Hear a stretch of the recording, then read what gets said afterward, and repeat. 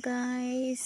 So, ngayon i-check ako sa inyo yung journey namin ng anak ko from newborn nung pinanganak ko siya hanggang ngayong isang buwan, mahigit kami ngayon. So, kasi gusto ko din i-content to sa YouTube ko kasi someday mapapanood to ng mga anak ko na ay ganun pala yung kahirap magpalaki ng baby. Kasi syempre mostly sa ating mga anak, tulad ko din, naging baby rin ako. Wala akong maalala, syempre wala sa ganitong edad na sanggol talaga, maliit, walang maalala.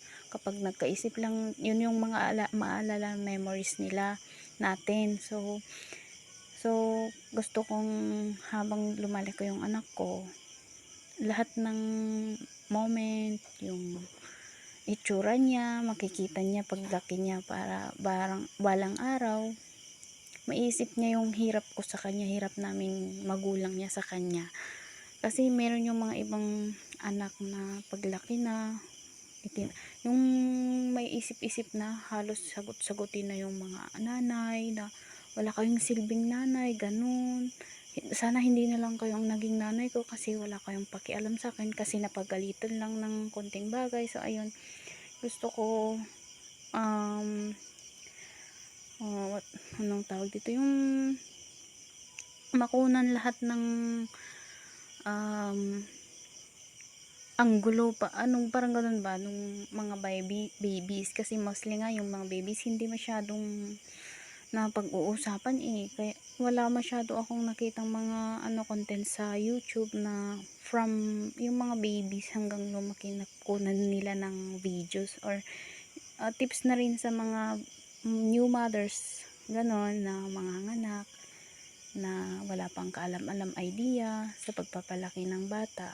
Kaya naisipan kong gumawa ng videos at para na rin sa kaalaman ng ibang magiging nanay, ganun.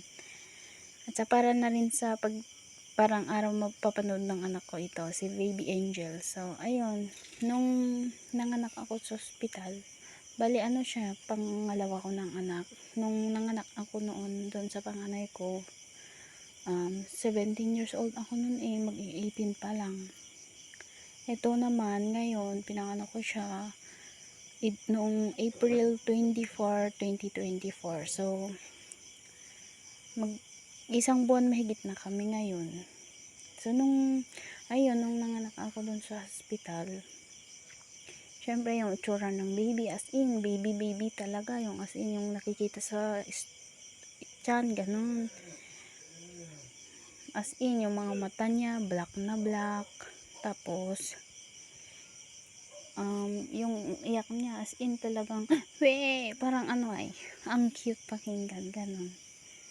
So ano pa ba yung mga itsura ng baby ng nung after 2 weeks, ganun, after 2 weeks medyo parang ngiti na siya ng kaunti, pero hindi ganun ka tapos yung ulo niya steady lang, hindi pa niya kayang masyadong gumalaw-galaw.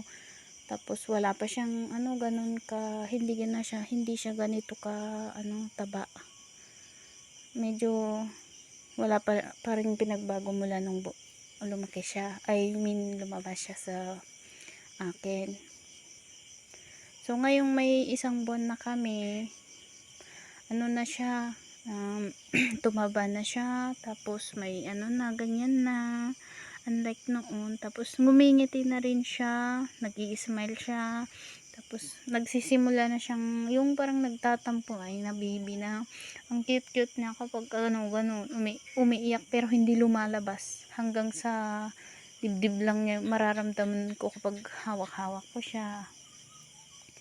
Tapos kapag minsan nagagalit siya, we, ganon, ganon. Ewan ko, hindi ko alam pag sabihin nung, basta yung parang minsan nagagalit siya na biglang lalakas yung iyak niya, parang ganon, ganon. Pero as in, ang cute, yung nipis na boses, ganon. So ano pa ba, medyo kaya niya ng mula nung 1 month na mag 1 month na yon, kaya niya ng pa-side left right yung head niya, kaya niya tapos kaya niya na ring itaas yung ulo niya, patingala ganon. Pero hindi pa niya kayang i-hold, hindi pa kaya ng ulo niya yung steady yung ano, kaya laging nakasupport yung mga mother dito sa akin, ganyan. Paghawak, ganon. Kasi baka mabali, ganon. Tapos, ano pa ba yung mga ano ko sa isang buwan namin, journey namin. Tas, ayun. Pero simula naman nung pinanganak ko siya, malakas na yung iyak niya. Mas lumakas lang ngayon. Unlike doon sa panganay ko noon na ano, mainhin siyang hindi ganun kalakas yung iyak niya, ang liit lang, pero malakas siyang ano ay dumede, ang sakit ng pag ano niya, ang tawag dun, pag dede niya, nararamdaman mo yung sakit, hinihilan ng bunganga niya yung ano, yung dede, yung gatas. Samantalang dito sa baby ko, kasi lalaki yung panganay ko, samantalang to sa baby ko na babae, ang hinhin niyang dumede, ang smooth, hindi ganun tulad nung panganay ko na kapag inano mo na yung nipple ng dede sobrang lakas niyang ano, tawag dun,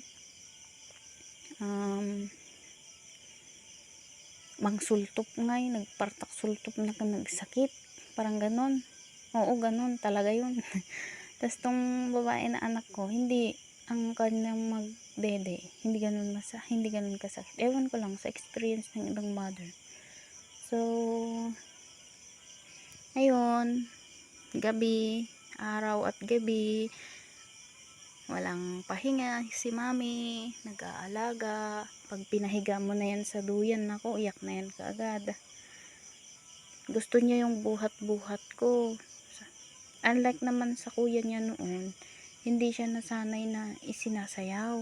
Yung kapag tinatapik mo lang ng ganyan, tutulog na yan. Pero ito, ay naku, kahit ganin mo, kahit sayaw-sayaw mo, kung talagang iyak talaga yan. Iiyak talaga yan. Kaya, kailangan talagang mga mother, mahabang pasensya at unawa, malawak na sakripisyo, malaking sakripisyo para sa mga anak. Pero siyempre minsan pag sobra ng puyat na hindi ko mapigilan, minsan matulog ka na, maawa ka naman sa akin ganun. Pati yung asawa ko kapag ano, paglasing yan. So ayun lang muna yung update ko sa chika ko dito sa ano, anak kong 1 month and 2 weeks I think. Sa 24 kami mag 2 months. So 1 month kalahati sa ngayon. So ayan muna i-update ko sa inyo mga mamis sa journey ng pagkakaroon ng mga babies. Pasensyahan nyo na kasi ayun, pagod ako at saka puyat, kaya natulog lang kasi, kaya naisipan ko na mag video, naalala ko why not na mag voice din ako para makunan ko siya ng ano. Hello mommy, hello baby. Ewan ko bakit may ganyan siya, mula nung pinanganak ko siya meron na siyang ganyan. So dyan na lang muna, mami, bye bye.